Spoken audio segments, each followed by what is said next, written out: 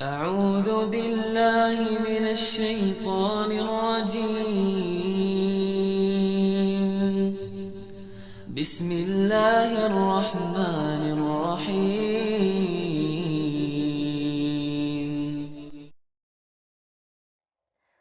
Assalamualaikum warahmatullahi wabarakatuh.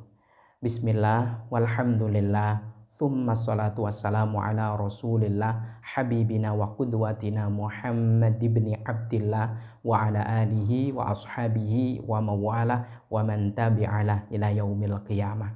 Wa ba'dah. Setelah menikah, pasangan suami istri tentu merindukan buah hati. Buah hati yang terlahir dari rahim mulia, yang rahim mulia itu telah mendapatkan investasi nutfah yang mulia juga. Namun, tidak jarang orang berharap anaknya laki-laki tapi yang terlahir perempuan. Tidak sedikit pula yang berharap bayi perempuan lahir, namun yang terlahir laki-laki. Meskipun juga banyak yang oleh Allah Subhanahu wa taala seolah-olah diberikan cespleng, dengan anak laki-laki Allah wujudkan, anak perempuan Allah wujudkan. Tapi penting untuk kita pahami bersama-sama bahwasanya laki perempuan anak itu sama saja, karena itu semuanya adalah amanah dari Allah Subhanahu wa taala yang untuk kita berikan yang terbaik. Nah, pertanyaan kali ini terkait dengan curhatan, lalu kemudian minta masukan dari seorang ibu yang beliau ini dikaruniai 2 anak perempuan. Ya, masih dikaruniai 2 anak perempuan. Nah, beliau bercerita, sang suami amat sangat menginginkan anak pertama laki-laki, ternyata lahir perempuan. Hamil kedua masih juga kuat keinginannya, sang suami ingin punya anak laki-laki, tapi ternyata nongol perempuan. Alhasil singkat cerita, sang suami akhirnya mungkin sedikit merasa letih.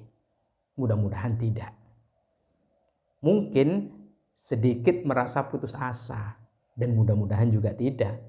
Sehingga kemudian kurang dirasakan kasih sayangnya oleh putri-putrinya yang cantik, yang lucu dan pinter-pinter ini. Dan itu dirasakan oleh sang istri. Bagaimana? Ya, mungkin kurang gendongnya, kurang ngajak mainnya. Sehingga belayan pelukan dari sosok sang ayah jarang dirasakan oleh putri-putrinya ini.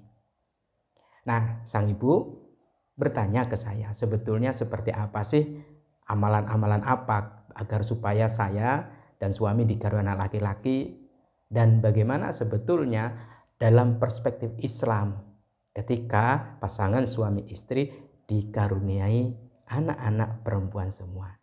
Nah, penting untuk kita pahami bersama-sama. Saya tidak ingin memberikan amalan apa ya, karena mungkin jelas saya tidak punya, jujur saja tidak punya amalan apa supaya punya anak laki-laki, supaya anak perempuan. Tidak, karena semuanya adalah kita pasrahkan kepada Allah Subhanahu wa taala. Ikhtiar harus, berdoa juga harus. Itulah 2 hal yang harus menjadi energi dalam setiap hidup kita, di setiap langkah kita, di setiap hembusan nafas kita. Mudah-mudahan Allah berikan kedamaian.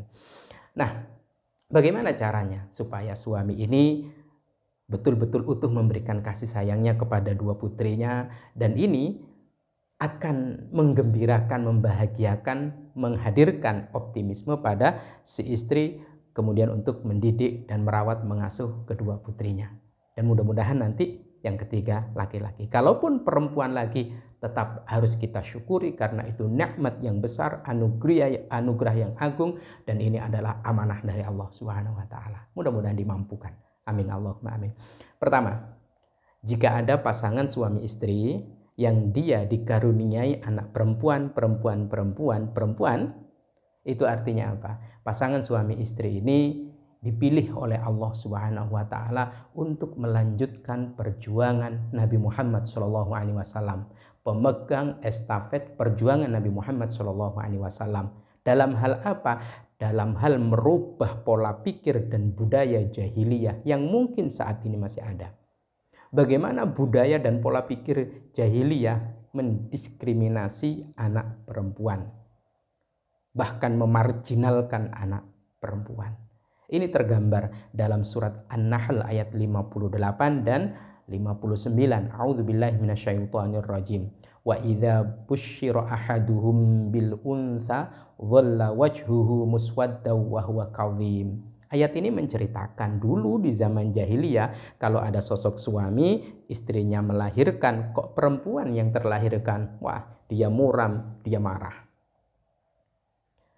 Yatawaro minal qaumi min su'i ma busyira bih.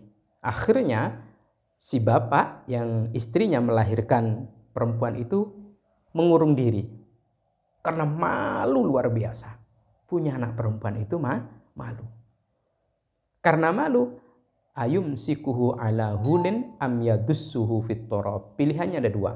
Kalau tetap dirawat, diasuh, dibesarkan, maka dia merasa diliputi kehinaan yang luar biasa. Maka pilihan praktisnya apa? Yang kedua, dikubur hidup-hidup. Dan ini yang banyak dipilih di zaman dulu. Maka hadir Nabi SAW merubah pola pikir dan juga memberikan pencerahan bahwa karunia Allah Subhanahu wa taala itu pasti baik. Laki perempuan adalah amanah. Amanah harus benar-benar dijaga, dirawat dan sukses untuk mengantarkannya menjadi generasi emas di tahun kemudian, di zaman kemudian. Nah, inilah yang tadi saya katakan. Punya anak perempuan berarti meneruskan estafet perjuangan Nabi Shallallahu Alaihi Wasallam. Berarti mulia ya, sangat mulia, sangat mulia. Mohon maaf, saya tidak menafikan pasangan yang punya anak laki-laki semua atau punya anak laki perempuan. Ini saya hanya menjelaskan tentang pertanyaan dan permintaan agar saya memberikan pencerahan dari ibu yang curhat by phone tadi. Nah, lalu kemudian bagaimana Nabi Shallallahu Alaihi Wasallam memberikan kabar gembira? Subhanallah. Dari sahabat Jabir bin Abdullah, qala, ia berkata, Rasulullah Shallallahu Alaihi Wasallam bersabda, "Man kana lahu thalathu banatin yu'dzibhunna wa yarhamuhunna wa yakfuluhunna wajabat lahul jannah." Beliau bersabda, barang siapa yang memiliki 3 anak perempuan, dididik, disayangi, diurus mereka sampai menjadi manusia-manusia salihah, Nabi menyebutkan pasti masuk surga. Wajabat lahul jannah, wajib masuk surga. Kalau bahasa kiai saya dulu, Al-Mukarram Kiai Al-Hajj Muhammad Subadar almarhum, beliau mengatakan wong sing duwe anak wedok dididik apik sampai dadi anak solihah, satu kaki sudah di surga. Pasangan suami istri yang punya anak perempuan 1, 2, 3 dididik baik jadi anak solihah, satu kaki sudah di surga, padahal masih di dunia. Kemudian ada seorang bertanya, qila ya Rasulullah fa in kanat nathaini, Rasul bagaimana kalau cuma punya anak 2 bukan 3? Nabi Shallallahu Alaihi Wasallam bersabda, wa in kanat isnataini, meskipun 2 sama, didik, asuh sebaik-baiknya jadi anak solihah, wajib surga. Qala fara'a ba'dul qaum an law qalu lahu wahidatun. Kemudian ada juga sekelompok kaum bertanya, bagaimana kalau 1 Rasul punya anak perempuannya? Laqala wahidatun. Nabi Shallallahu Alaihi Wasallam andaikan ditanya, bagaimana punya anak perempuan? Sama, anak 1 pun surga orang tuanya kalau tuh anak menjadi anak yang salihah, punya anak yang kokoh dan mapan keimanan, ketakwaan dan juga luhur akhlaknya, berilmu tinggi.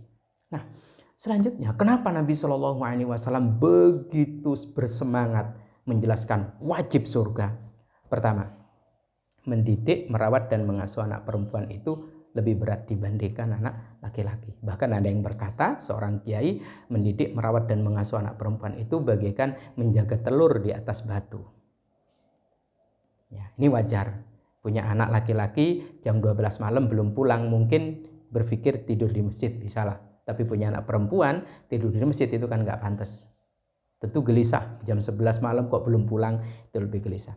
Yang kedua, berarti pasangan suami istri yang punya anak perempuan semua diamanahi oleh Allah untuk menyiapkan calon ibu. Maaf, menjadi ibu itu tidak ada fakultasnya. Tidak ada bangku sekolahnya. Bangku sekolahnya adalah di rumahnya. Siapa? Ya pasangan suami istri yang dikaruniai anak perempuan. Allahu Akbar walillahilham. Yang ketiga, kenapa wajib surga? Kebanyakan kalau punya anak perempuan itu dibawa istrinya, siap ditinggal oleh anak perempuannya, dididik, dirawat, diasuh sampai menjadi manusia amat sangat berguna, amat sangat bermanfaat, digondol pergi oleh laki-laki. Siapa? Suaminya. Dan itu keikhlasan, ketulusan dari orang tua yang telah mengasuh. Subhanallah. Inilah yang menjadikan Nabi SAW menyebutkan wajabat lahul jannah. Pasangan suami istri yang punya anak-anak perempuan, dididik, dirawat, lalu ditinggal oleh anaknya karena ikut suaminya, wajib surga.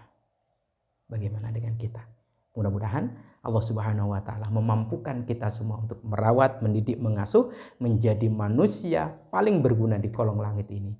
Manusia yang amat sangat mencintai Nabi Shallallahu alaihi wasallam, setia terhadap kesetiaan, keesaan Allah Subhanahu wa taala. Laki, perempuan sama saja, tapi memang Nabi menjelaskan keutamaan orang tua yang punya anak-anak perempuan.